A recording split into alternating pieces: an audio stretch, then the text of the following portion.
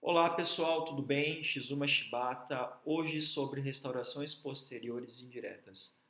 Uma grande vantagem entre restaurações diretas e indiretas é como e quando você realiza a sua restauração. Nas restaurações diretas, você confecciona a restauração ou reconstrói o dente diretamente sobre a cavidade confeccionada, sobre o preparo cavitário recém-realizado.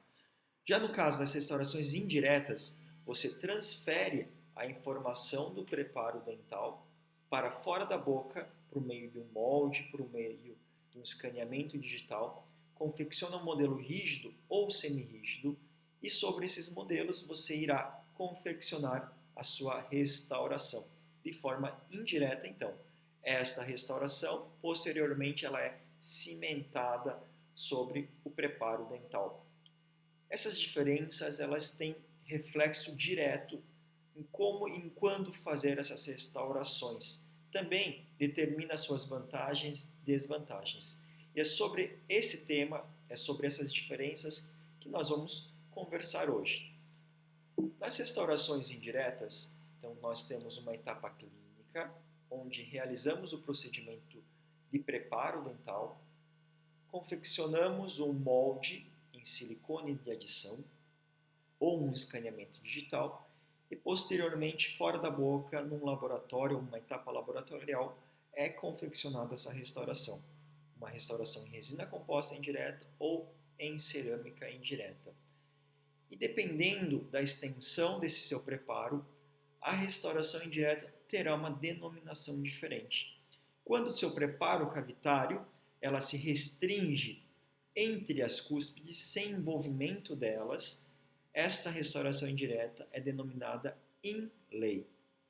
Já quando você tem um envolvimento de uma ou mais cúspides, esta restauração indireta ela é denominada do tipo onlay, pois está recobrindo uma das cúspides, está sobre uma dessas cúspides. E no caso das overlays, são restaurações que envolvem todas as cúspides. Então há um sobreposicionamento da restauração sobre todas as cúspides que foram rebaixadas ou reduzidas. No caso das endocrowns, são restaurações indiretas que utilizam a câmara pulpar como um meio de retenção adicional. Diferente das coroas, que utilizam um pino ou um munhão de resina como um meio de retenção adicional, nas restaurações do tipo endocrown, a própria restauração ela forma um conjunto único onde preenche a câmara pulpar utilizando-a como um meio de retenção adicional. Ela tem algumas vantagens em relação à coroa, pois nessas circunstâncias você pode muitas vezes manter alguma das paredes do elemento dental sem este desgaste, sem envolver o preparo com essas cúspides remanescentes ou sobre essas paredes remanescentes. E quais são as vantagens principais desta técnica restauradora? A confecção fora da boca da restauração faz com que você consiga alcançar uma anatomia mais refinada. Por algumas questões técnicas, pelo tempo de trabalho não haver limites e também pela iluminação e pelo espaço que você tem em fazer essa restauração. Então você consegue enxergar, visualizar melhor os detalhes anatômicos, consegue posicionar, rotacionar esse dente ou esse modelo de gesso ou modelo semirrígido em silicone, confeccionar um troquel de trabalho, que é a individualização daquele elemento dental preparado, faz com que você consiga então enxergar e reproduzir dessa forma uma anatomia mais refinada. Da mesma forma, os contornos. Então, paredes que se perderam, cúspides que foram desgastadas ou perdidas, todos desses detalhes anatômicos também podem ser melhores reproduzidos fora da boca. Uma outra vantagem é a questão do polimento. Então, etapas laboratoriais de polimento, elas conseguem ter um refinamento melhor do que dentro da boca. Novamente, pela limitação do espaço, pela limitação do tempo, pela limitação da iluminação. Então, isso faz com que, fora da boca, você consiga alcançar algumas vantagens em termos anatômicos de polimento melhores que quando realizadas dentro da boca de forma geral. Porém, pelo fato de ter etapas clínicas maiores, tá passo a passo, maior número de passo a passo para realizar esse procedimento, as restaurações indiretas elas estão também associadas a um custo maior, até pelo fato de envolver outros materiais, envolver etapas laboratoriais, envolver uma sessão clínica muitas vezes a mais, faz com que você tenha então um custo maior associado a este tipo de restauração. Uma outra desvantagem é que muitas vezes você necessita de um desgaste maior do elemento dental. Até porque nessas situações você precisa de uma cavidade expulsiva, uma cavidade que permita o assentamento de uma peça indireta sobre esse dente preparado. Para isso, essa configuração cavitária ela vem em detrimento de um maior desgaste dental na maioria das vezes. A desvantagem também associada do tempo clínico maior, de envolver uma etapa laboratorial, envolver uma sessão a mais para a cimentação dessas restaurações indiretas. E quando há envolvimento numa restauração indireta e existe também uma sessão clínica a mais, você necessita de um provisório, de uma restauração provisória que irá então manter uma proteção a esse elemento dental desgastado ou preparado entre as sessões. Isso faz com que você tenha um custo a mais, isso faz com que você tenha um risco dessa restauração provisória se soltar, fazendo com que você tenha então maiores transtornos ao longo dessas etapas clínicas. E quando que você vai realizar uma restauração indireta? Então existem indicações claras, indicações para que vocês possam realizar essa restauração. Então, normalmente, quando a cavidade ela é pequena ou média, é uma ótima indicação para a restauração direta, aquela que a gente restaura diretamente sobre o dente do paciente. Então, cavidades pequenas, médias são indicações para restaurações diretas. Restaurações diretas essas em resina composta. Então, temos que ter bem claro na nossa mente que restaurações diretas elas são ótimas para cavidades pequenas e médias, como essas demonstradas nas fotografias que eu vos trago. Então aqui é uma cavidade pequena, uma cavidade média, que pode ser muito bem restaurada com uma restauração direta em resina composta. Uma cavidade classe 1 também pequena é uma ótima indicação para restauração direta. Já quando eu tenho uma cavidade mais ampla, onde envolve muitas vezes uma cúspide ou outra, faz com que uma restauração direta comece a apresentar algumas desvantagens ou algumas limitações, fazendo com que eu opte por uma restauração do tipo indireta, fazendo com que a gente tenha um resultado melhor na confecção ou na restauração desses dentes. E quais são essas indicações? Quando o istmo da cavidade ela é maior que a metade da distância intercuspídea, ou ainda dentes com perdas de uma ou mais cúspides, ou cavidades que se aproximam 1,5 milímetro das cúspides, aquelas que fragilizam demais as cúspides ou as paredes cavitadas.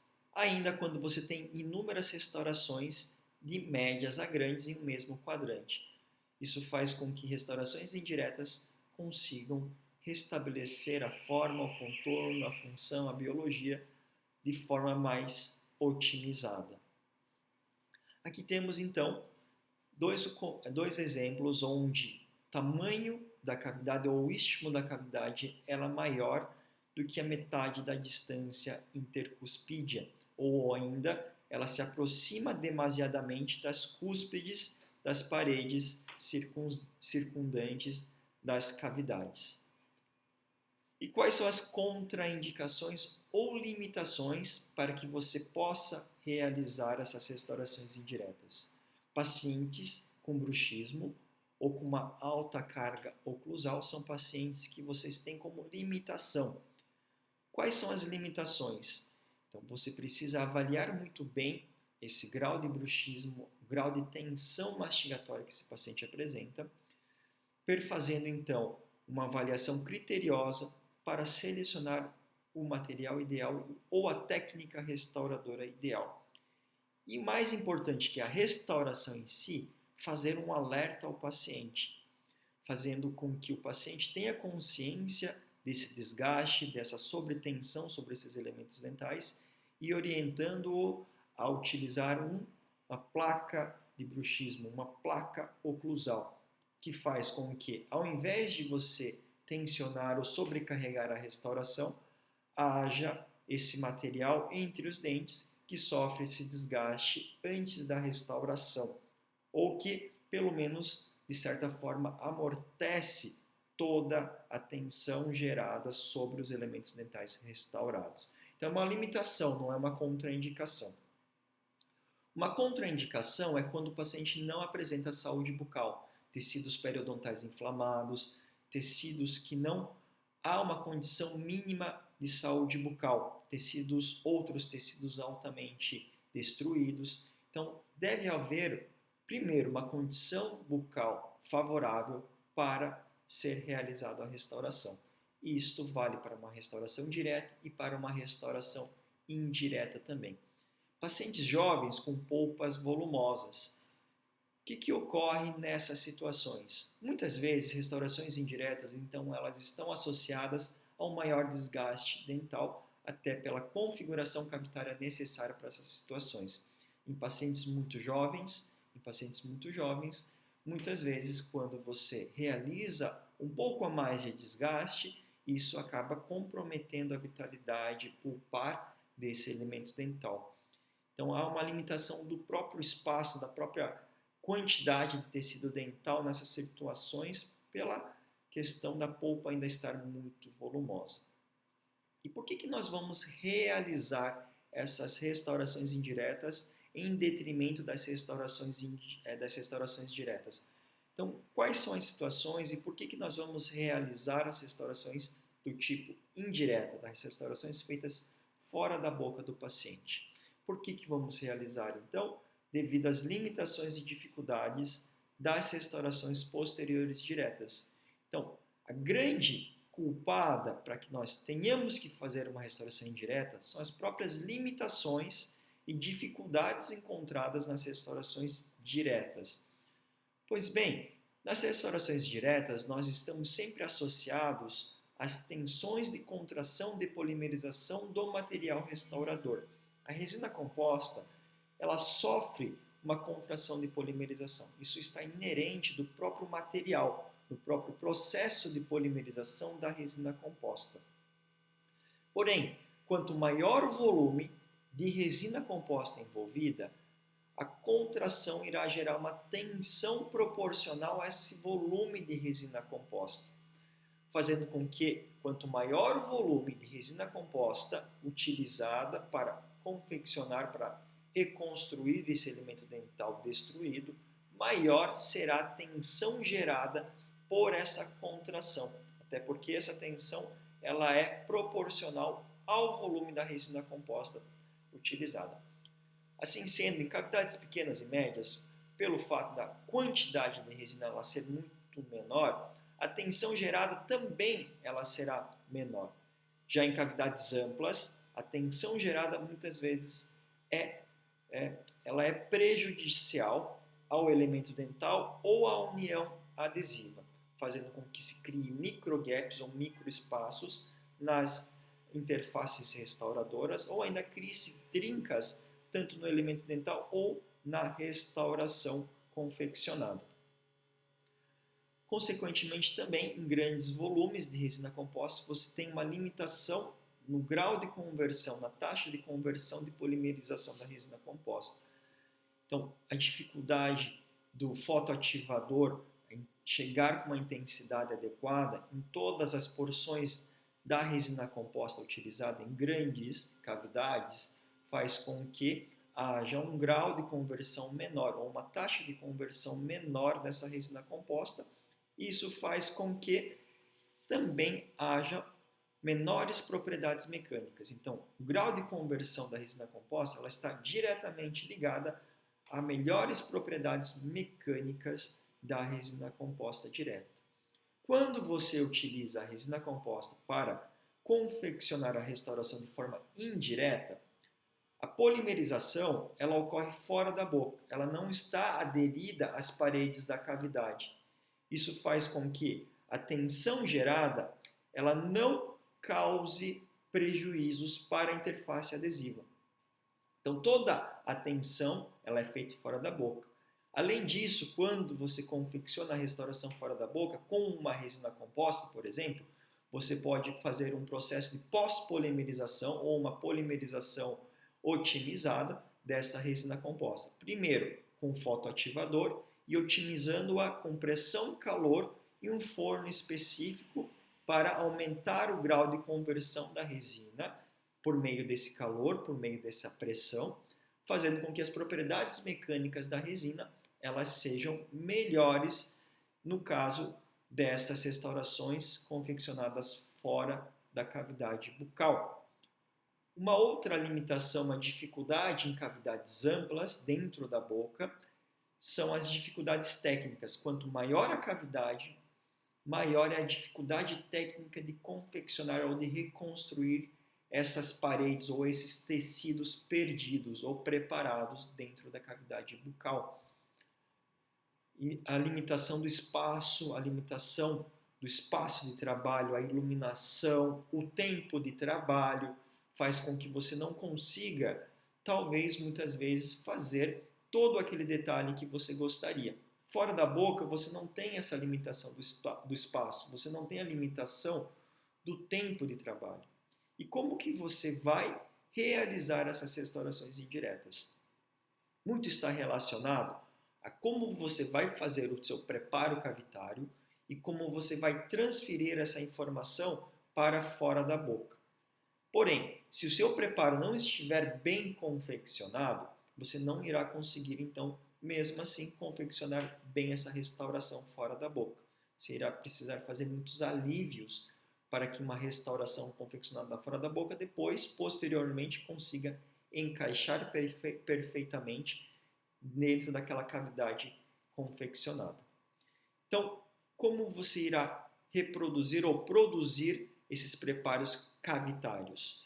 Para os preparos cavitários de restaurações indiretas, é necessário pontas diamantadas troncocônicas que permitam preparos expulsivos. O resultado final da cavidade ela vai ser cavidades expulsivas, sem retenções internas, com ângulos internos arredondados e ângulos externos vivos. Então essa é uma diferença muito grande. E para alcançar esse tipo de preparo, você utiliza então pontas diamantadas troncocônicas de extremo arredondado ou extremo achatado com ângulos arredondados. Dependendo então do tamanho da cavidade, da extensão da cavidade, você irá usar uma ponta diamantada ou outra.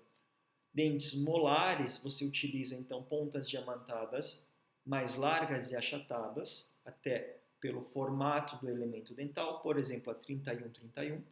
Nas regiões proximais, você pode estar utilizando a 21-31 ou ainda a 31-27. Já em dentes como pré-molar, normalmente você utiliza a 21-31, por ela ser mais reduzida, ou ainda 31-27.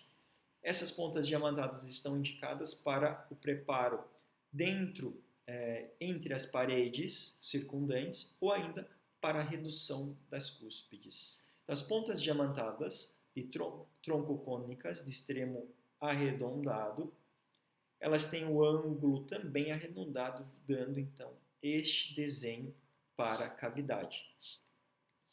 Dessa forma, obtendo-se cavidades arredondadas e expulsivas, você futuramente consegue encaixar uma peça indireta nessas cavidades. Então, um assentamento passivo dessas peças indiretas é possível quando você tem, então, cavidades expulsivas. Então, a profundidade do preparo, ela vai depender da resistência da restauração, do material restaurador. Então, alguns materiais restauradores, como a cerâmica ou a resina, elas precisam de uma profundidade mínima, elas precisam de uma espessura mínima de material. E isso é necessário às custas da profundidade do preparo. Então, preparos muito rasos ou espaços interoclusais, muito pequenos ou delgados, faz com que você tenha uma limitação na resistência do próprio material restaurador. Desta forma, muitas vezes, é necessário uma profundidade mínima, por exemplo, de 1,5 a 2 milímetros de profundidade, para que você tenha a mesma espessura de material restaurador.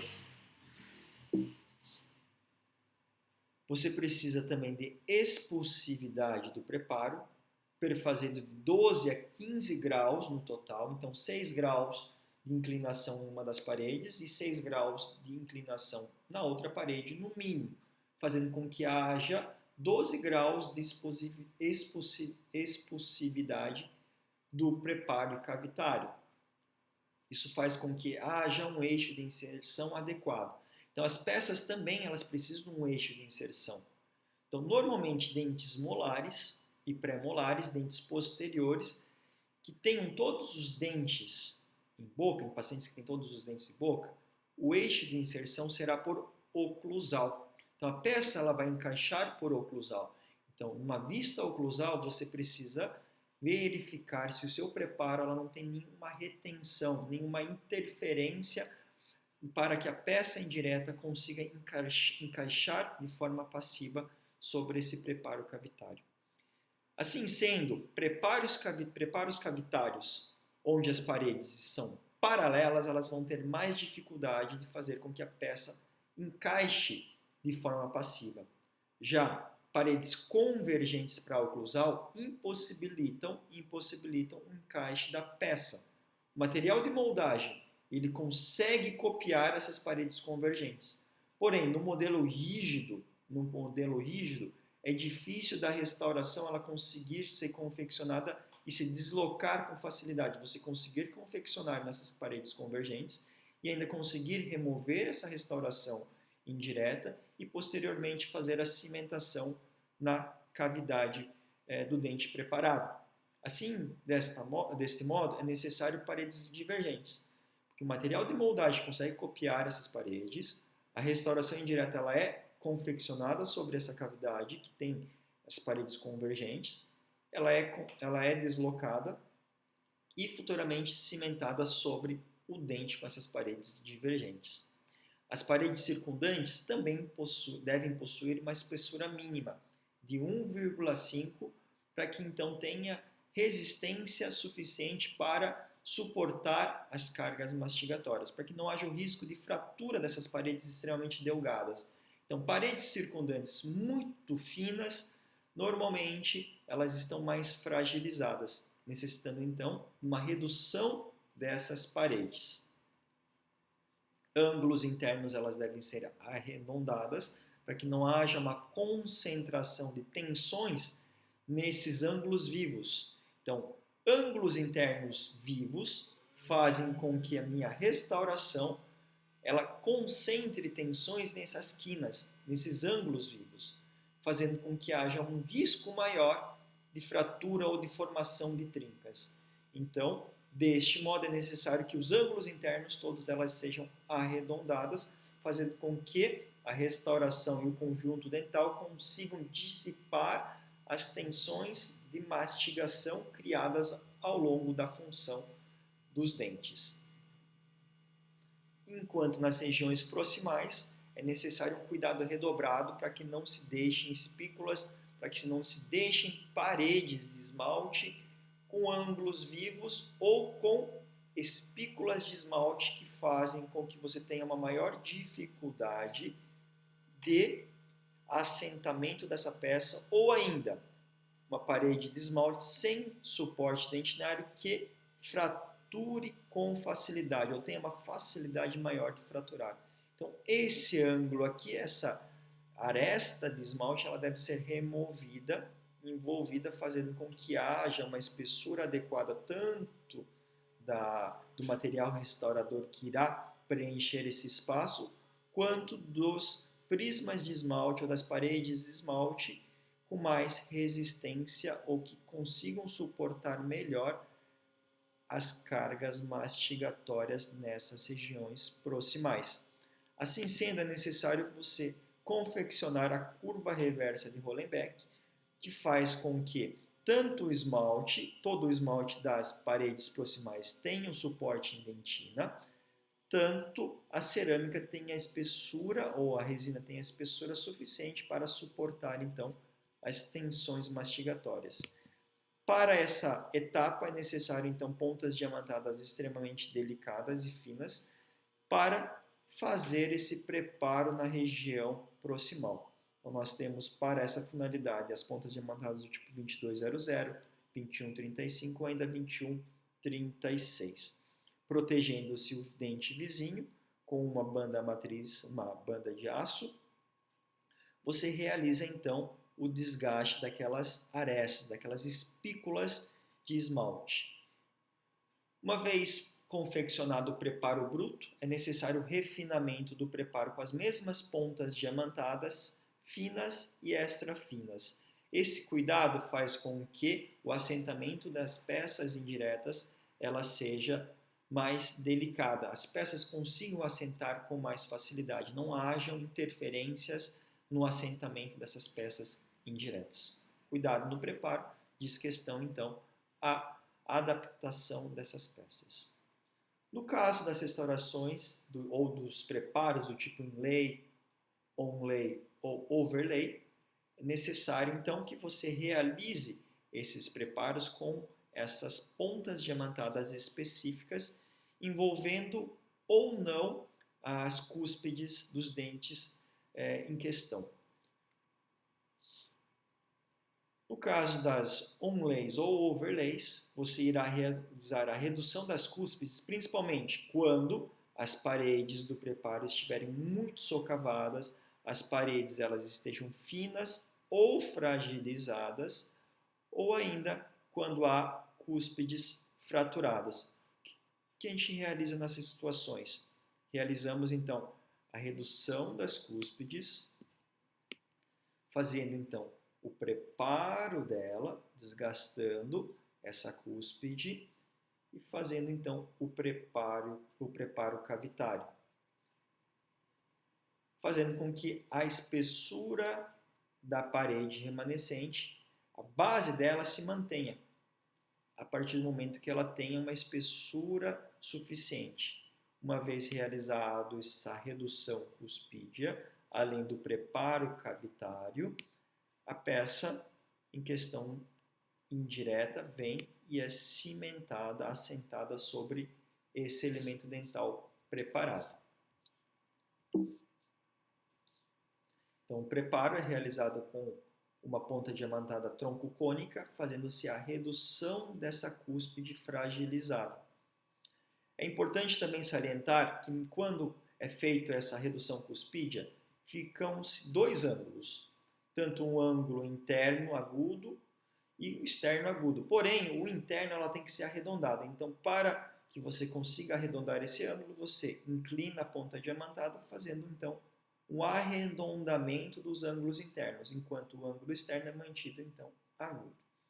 Uma manobra muito interessante nos casos de paredes socavadas, quando você não quer fazer a redução de cúspide, quando você tem o objetivo de manter aquela parede íntegra sem o desgaste dela, é o preenchimento da cavidade antes do preparo cavitário. Então, uma vez que você remove a cárie, a porção interna da cavidade ela está toda irregular e cheio de retenções. Então, ao invés de você desgastar todo aquele dente, removendo aquelas irregularidades por desgaste, você irá remover essas irregularidades e essa região de retenção pelo acréscimo de resina. Então, nessas cavidades irregulares ou muito profundas ou socavadas, você irá aplicar o seu sistema adesivo e, em seguida, fazer o preenchimento dessas cavidades, dessas paredes, regularizando-as, e, em seguida, fazer o refinamento do preparo, fazendo com que você tenha uma cavidade, fazendo com que você tenha uma situação onde o preparo cavitário é mais conservador. Então, você adquire uma superfície interna ou externa mais suave, menos irregular, por meio de acréscimo de resina. Então, essa é uma filosofia atual, onde você tem uma economia considerável de tecido dental sadio. Já no caso das endocrowns, você realiza então o preparo dentro da câmara pulpar, o refinamento dessa câmara pulpar e utiliza-a como um meio de retenção adicional. Então, nesse caso, nós realizamos o preparo, envolvemos a câmara pulpar, regularizando-a e utilizando a mesma como um meio de retenção adicional. Então, ela está indicada principalmente para dentes que foram realizados tratamentos endodônticos, que vocês tentam uma ampla destruição coronária, onde você aproveita então a própria câmara pulpar como um meio de retenção adicional. Em relação ao material restaurador utilizado, indireto, ela pode ser confeccionada tanto em cerâmica quanto em resina composta. E a diferença básica entre os dois materiais são as seguintes. A cerâmica ela apresenta uma estética a longo prazo superior à resina. Então, a lisura, o brilho, a manutenção dessas características ainda de cor, elas são mais resistentes ao longo do tempo que a resina. A resina ela tem a questão de degradação ao longo do tempo. A biocompatibilidade da cerâmica ela é superior da resina. Então, ela é um material mais inerte, ela conversa melhor com os tecidos periodontais, desde que não haja sobrecontorno, não haja rugosidades para que haja uma deposição de biofilme de placa bacteriana. Além disso, dependendo da cerâmica utilizada, ela apresenta um desgaste similar que os elementos dentais antagonistas, ou ainda pode apresentar um desgaste ou uma resistência maior que os elementos dentais envolvidos. Já na resina, a gente tem as seguintes vantagens. Um ajuste e reparo das peças das resinas compostas ela é possível, diferente da cerâmica, que o ajuste é mais difícil, o reparo da cerâmica é mais difícil, requer todo um protocolo de reparo em cerâmica. Na resina, esse protocolo é mais simples que na cerâmica, até por utilizar materiais menos perigosos. O custo laboratorial é menor, né? O custo da peça indireta é menor na resina do que na cerâmica. E a distribuição dos estresses ou as distribuições das tensões mastigatórias, elas são mais homogêneas, elas são distribuídas de forma mais suave no caso das restaurações em resina composta de forma indireta. Já a longevidade das restaurações indiretas, elas são muito boas. Então, diversos trabalhos mostram que existe uma taxa anual de falha em torno de 2%, de 1 a 2% dependendo do estudo. Então, realmente é uma ótima taxa de longevidade. Então, existem diversos estudos mostrando uma longevidade de restaurações indiretas acima de 10 anos satisfatoriamente em função. E quais, por outro lado, são as principais causas de falhas dessas restaurações indiretas? Uma das principais causas são as fraturas. Então, a restauração indireta, ela pode fraturar, mesmo ainda sendo confeccionada fora da boca. Dependendo de inúmeras circunstâncias, ainda existe, então, o risco de fratura dessas restaurações indiretas de cerâmica ou ainda de resina composta. Uma outra desvantagem são as cáries secundárias, né, ou faz com que a gente tenha uma consequência na longevidade. Então, são as duas principais causas de falhas, tanto a fratura do material restaurador quanto a cárie secundária. São os dois principais motivos que levam então à falha dessas restaurações indiretas. E o que nós precisamos fazer para que você consiga obter uma restauração indireta com desempenho clínico superior? Então, alguns fatores são determinantes para isso. Primeiro, a indicação correta. Nem todo dente merece ou está apto a receber uma restauração indireta. Então, dentes com cavidades pequenas e médias é uma ótima indicação para resina composta direta. Então, utilizar restaurações indiretas para cavidades pequenas e médias, normalmente o preparo cavitário acaba sendo mais agressivo.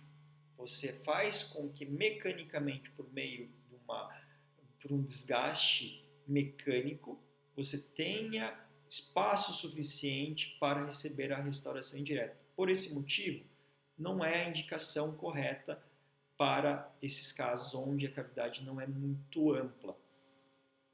Então é importante que você tenha isso em mente. Então, restaurações amplas são indicadas para restaurações indiretas, restaurações fora da boca. Dentes que perderam uma cúspide ou mais, dentes que possuem paredes muito fragilizadas ou cavidades muito amplas, são indicações para as restaurações indiretas. É importante você também respeitar os princípios do preparo, paredes expulsivas, ângulos internos arredondados, ângulos externos vivos, espessura mínima para as restaurações também são questões envolvidas dentro dos princípios de preparo. Uma outra questão é na relação da cimentação dessas peças. É importante que você faça o tratamento correto tanto da restauração indireta, seja de cerâmica ou de resina, tão bem como o preparo adequado do substrato dental para a cimentação. Então, são dois cuidados essenciais para que você tenha uma boa cimentação dessa peça. Essa peça, então, ela tem que estar bem aderida ao elemento dental. Na questão das tensões geradas da polimerização, ela acaba ficando somente restrita à camada ou à camada de cimentação, à linha de cimentação. Então, faz com que a quantidade de material que irá gerar tensão seja muito menor. E deve ser feita, então, sob isolamento absoluto, de preferência sob isolamento absoluto. Mel já dizia que a tecnologia adesiva modificou os princípios de Black, de extensão para prevenção em vez de extensão. Essa frase ela é muito forte. Então, com o advento da tecnologia adesiva, da odontologia adesiva, inúmeros preparos diferentes a de Black foram permitidas. Uma delas é a questão de restaurações diretas, onde você não precisa remover tecido dental sadio. Então, por esse motivo é importante que você utilize essas manobras também para restaurações indiretas. Além disso, faz com que você não precise preparar demasiadamente um dente ou comprometa um dente para um preparo para a coroa. Você pode utilizar restaurações parciais indiretas nesses casos. Então, novas formas de cavidade são possíveis nesse momento. O foco da terapia odontológica ela deve ser a máxima conservação da estrutura dental, porque o que dá resistência ao dente é a estrutura dental. E quanto mais estrutura dental você mantém, mais resistência o dente também consegue possuir. Então, esse é um dado muito importante. São esses detalhes que nós devemos respeitar para a realização, então, das nossas restaurações indiretas do tipo inlay, onlay, overlay ou endocrown. São restaurações parciais que envolve ou remove ou recupera somente aquelas porções perdidas de forma indireta dos elementos dentais tratados. Dependendo da extensão da perda dental, dependendo do envolvimento das cúspides ou não, você irá realizar então determinados tipos de preparos para as restaurações indiretas, seja inlay, quando envolve então somente dentro do elemento dental, sem envolvimento das paredes circundantes, das cúspides, sem envolvimento das cúspides do elemento dental. Já no caso das onlays, é quando você envolve essas cúspides, overlay todas as cúspides e endocral, quando você usa então a câmara pulpar como meio de retenção adicional. Era isso então que eu tinha para passar para vocês. Se vocês tiverem alguma dúvida, entre em contato. Um grande abraço e até mais.